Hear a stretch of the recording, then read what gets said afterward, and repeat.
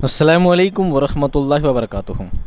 अज़ीज़ तलबा, मैं मोहम्मद शहज़ाद ख़ान आप तमाम ही का अपने चैनल एस के एजुविज़न में खैर मकदम करता हूँ। आप तमाम ही का तहे दिल से इस्तकबाल करता हूँ। उम्मीद करता हूँ आप तमाम ही खैर आफियत से होंगे और खुश व खुर्रम ज़िंदगी गुजार रहे होंगे। प्यारे बच्चों, आपके इम्तहान बहुत ही नज़दीक हैं। इसी कोशिश के लिए एक मुहिम चलाई गई है जिसमें आपको इम्पॉर्टेंट सवाल की एक सीरीज़ बनाई गई है। हर चैप्टर से जो सवालात इम्पॉर्टेंट आपके एग्ज़ाम में आ सकते हैं उन तमाम सवालात को इस वीडियोज़ में शामिल किया गया है। कुछ बच्चों के कमेंट्स आए थे, कुछ बच्चों ने कमेंट किया था कि सर आप कुछ समझाते नहीं हैं, सवाल जो आपको एज इट इज़ पढ़ देते हैं। तो उन बच्चों को बताना चाहूँगा कि ऐसा कोई भी चैप्टर नहीं है जो मैंने क्लास 12th में नहीं पढ़ाया हो। सारे ही चैप्टर पढ़ा कर सारे ही चैप्टर के वीडियो मैं ऑलरेडी बना चुका हूँ।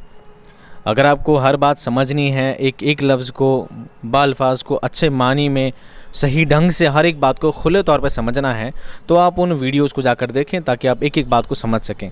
ये सवाल जवाब सिर्फ इसलिए शामिल किए गए हैं ताकि आप एग्ज़ाम में उन सवाल जवाब को याद रख सको। सिर्फ इसलिए शॉर्टली ये बनाया गया है। अगर इस सवाल जवाब के वीडियो भी बहुत ज़्यादा डिस्टेंस वाले, बहुत लंबे वीडियो हो जाएंगे तो आपको देखने में बोरिंग से लगने लग जाएंगे। ठीक है, तो बेहतर है आप पहले चैप्टर के वीडियो देखें ताकि आप चैप्टर को समझ सकें। उसके बाद आप सवाल जवाब के वीडियो को एक बार सरसरी नज़र से देख लेंगे तो आपको ईज़िली सवाल जवाब क्या हो जाएंगे, याद हो जाएंगे। ठीक है, चलिए सवाल जवाब की इस सीरीज़ में आज हम आपके लिए एक वीडियो और लेकर आए हैं। आज जो वीडियो लेकर आए हैं ये आपके लिए मुख्तसर अफसाना जो है, RBSC बोर्ड में जो आपके इम्पोर्टेंट जो सबक आने वाले हैं सिर्फ उन्हीं को इसमें शामिल किया गया है। सारे चैप्टर्स नहीं लिए गए हैं।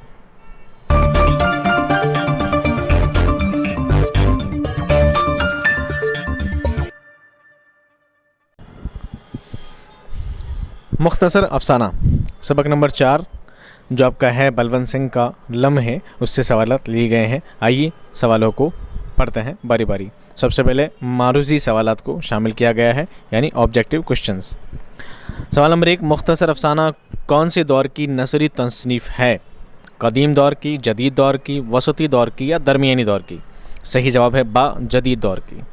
सवाल नंबर 2, प्लाट, किरदार और ज़मान व मकान किस सिन्फ के लाजमी औजज़ा हैं?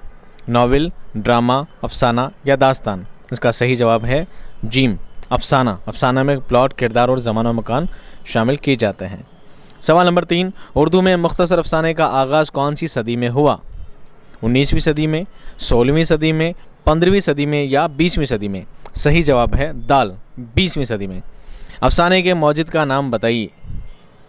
सज्जाद हैदर यलदरम, प्रेमचंद, नियाज़ फ़तेहपुरी या इम्तियाज़ अली? सही जवाब है बा, मुंशी प्रेमचंद को अफसाने का मौजिद तस्लीम किया जाता है या माना जाता है। सवाल नंबर 5, तरक्की पसंद तहरीक का आगाज़ कौन सी सन में हुआ? 1936, 1937, 1935 या 1938?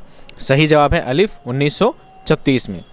सवाल नंबर 6, बागियाना कहानियों का एक मजमुआ जो तरक्की पसंद तहरीक से क़ब्ल शाया हुआ उसका नाम है यादें, अंगारे, चोटें या नज़ारे?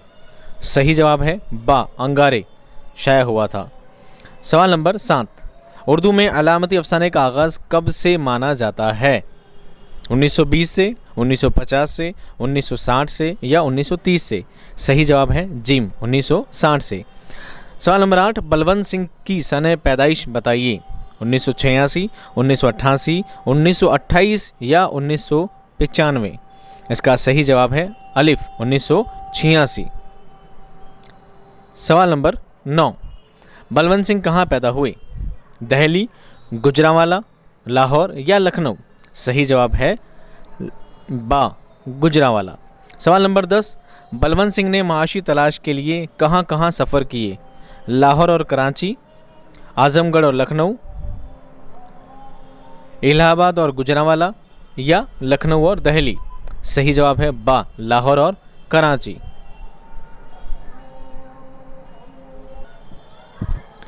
अब आते हैं मुख्तसर तरीन सवालात, यानी वेरी शॉर्ट आंसर्स पे। सवाल नंबर 1, उर्दू में रिसाला फसाना और हिंदी में उर्दू साहित्य किसने जारी किया? जवाब, उर्दू में रिसाला फसाना और हिंदी में उर्दू साहित्य बलवंत सिंह ने जारी किया। सवाल नंबर 2, रात, चोर और चांद और चक पैरा का जस्सा किस मुसन्निफ़ के अफसाने हैं? जवाब, रात, चोर और चांद और चक पैरा का जस्सा बलवंत सिंह के अफसाने हैं। इजी इसलिए लग रहा है क्योंकि चैप्टर से ही आपको पता है कि किस चैप्टर के हम सवाल जवाब पढ़ रहे हैं। एग्ज़ाम में अलग अलग सभी चैप्टर्स के जब सवाल मिक्स होकर आएंगे तब आपको कन्फ्यूजन होगी, इसलिए आप इजीली बहुत ढंग से और समझ के साथ इनको सुनने की और समझने की कोशिश करें। सवाल नंबर 3, बलवंत का पहला अफसाना सज़ा कब और कहाँ से शाया हुआ? जवाब 1937 दिल्ली से बलवंत का पहला अफसाना शाया हुआ। सवाल नंबर 4, सुनहरा देश किसका अफसानवी मजमुआ है? जवाब सुनहरा देश बलवंत सिंह का अफसानवी मजमुआ है। सवाल नंबर 5, जग्गा तारोपोज, ये तारोपोद है शायद, हिंदुस्तान हमारा, पहला पत्थर किस अफसाना निगार के अफसाने हैं? जवाब ये सब अफसाने बलवंत सिंह के हैं। आपको सिर्फ नाम याद रखने हैं कि जग्गा तारोपोद, हिंदुस्तान हमारा, पहला पत्थर, ये सब किसके? बलवंत सिंह के अफसाने हैं। आपको सिर्फ अफसानों का नाम याद रखने हैं। सवाल नंबर 6, बलवंत सिंह के इब्तदाई अफसानों में कहाँ की देही ज़िंदगी का नक्शा खींचा है? जवाब बलवंत सिंह ने पंजाब की देही ज़िंदगी का नक्शा खींचा है। आपके निसाब में शामिल बलवंत सिंह के अफसाने का नाम क्या है? आपकी किताब में कौन सा अफसाना है? हमारे निसाब में शामिल बलवंत सिंह के अफसाना लम्हे है। अफसाना लम्हे के किरदार का नाम बताइए। जवाब अफसाना लम्हे के किरदार का नाम उमाकांत है। सवाल नंबर 9, अफसाना लम्हे किस एहसास पर मबनी है? जवाब अफसाना लम्हे एक दुख भरे एहसास पर मबनी है। सवाल नंबर 10, बलवंत सिंह ने अफसाना लम्हे में किस बात को हकीकी इंसानियत कहा गया है? जवाब बलवंत सिंह ने अपने अफसाने लम्हे में एक दूसरे के दुखों में शिरकत को ही हकीकी इंसानियत कहा है। सवाल नंबर 11, अफसाने के औजज़ाए तरकीबी बताइए। जवाब पहला कहानी, दूसरा प्लाट, तीसरा किरदार, चौथा मुकालमा, पांचवा पस मंज़र या ज़मानो मकान, छठा उसलूब और सातवां नुक्ता नज़र। ये सब अफसाने के क्या हैं? औजज़ाए तरकीबी हैं, उसके जुज़ हैं। सवाल नंबर 12, अफसाने का बुनियादी हिस्सा कौन सा है? जवाब प्लाट अफसाने का बुनियादी हिस्सा है। सवाल नंबर 13, मुकालमा के क्या मानी हैं? जवाब किरदारों की आपसी गुफ्तगू को मुकालमा कहा जाता है, यानी किरदारों के आपस की बातचीत, संवाद, कॉन्वर्जेशन को ही मुकालमा कहा जाता है। सवाल नंबर 14, प्रेमचंद का पहला अफसाना कौन सा है? जवाब प्रेमचंद का पहला अफसाना दुनिया का सबसे अनमोल रतन है। सवाल नंबर 15, अफसाना दुनिया का सबसे अनमोल रतन कब और कहाँ से प्रकाशित हुआ? जवाब दुनिया का सबसे अनमोल रतन 1908 में रिसाला ज़माना कानपुर से शाया हुआ। सवाल नंबर 16, मुंशी प्रेमचंद के पहले अफसानवी मजमूए का नाम बताइए। जवाब मुंशी प्रेमचंद के पहले अफसानवी मजमूए का नाम सोज़े वतन है। क्या है बेटा? सोज़े वतन। सवाल नंबर 17, सज्जाद हैदर यलदरम किस तरह के अफसाना निगार शुमार किए जाते हैं? जवाब सज्जाद हैदर यलदरम को रूमानी अफसाना निगार में शुमार किया जाता है। सवाल नंबर 18, अफसानवी मजमू अंगारे कब शाया हुआ? जवाब अफसानवी मजमू अंगारे 1936 में शाया हुआ। सवाल नंबर 19, उर्दू में मुख्तसर अफसाना कौन से अदब से आया? जवाब उर्दू में मुख्तसर अफसाना मगरिबी अदब से यानी पश्चिमी सभ्यता से आया है। सवाल नंबर 20, मुख्तसर अफसाने को अंग्रेज़ी में किस नाम से जाना जाता है? जवाब मुख्तसर अफसाने को अंग्रेज़ी में शॉर्ट स्टोरी के नाम से जाना जाता है। सवाल नंबर 21, वो कौन सी सिन्फ है जिसमें ज़िंदगी की किसी एक वाक़या, किरदार, जज्बा या ख़याल की झलक पेश की जाती है? उसका जवाब है अफसाना। ये अफसाने की सिफत है, उसकी खासियत है। सवाल नंबर 22, अफसाने की चंद खुसूसियात बयान कीजिए। जवाब इख्तिसार, जिद्दत, वहदत तासुर, जामियत और रोमानियत अफसाने की अहम खुसूसियात हैं, यानी उसकी विशेषताएं हैं। सवाल नंबर 23, मुख्तसर अफसाना एक ऐसा बयानिया नसरी सिन्फ है जो एक ही नशिस्त में पढ़ा जा सके, जो मुतासिर कुन अंदाज में लिखा गया हो, जिसमें वहदत तासुर और जामियत हो। ये कौल किस अदीब का है, किस साहित्यकार का है? जवाब यह कौल अमरीकी अदबी एडगर एलन पो का है।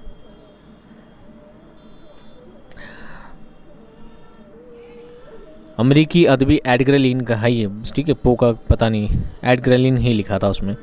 सवाल नंबर 24, लफ्ज़ तारा सी आँखें में कौन सी सनअत इस्तेमाल हुई है? लफ्ज़ तारा सी आँखें में तशबिया सनअत का इस्तेमाल किया गया है।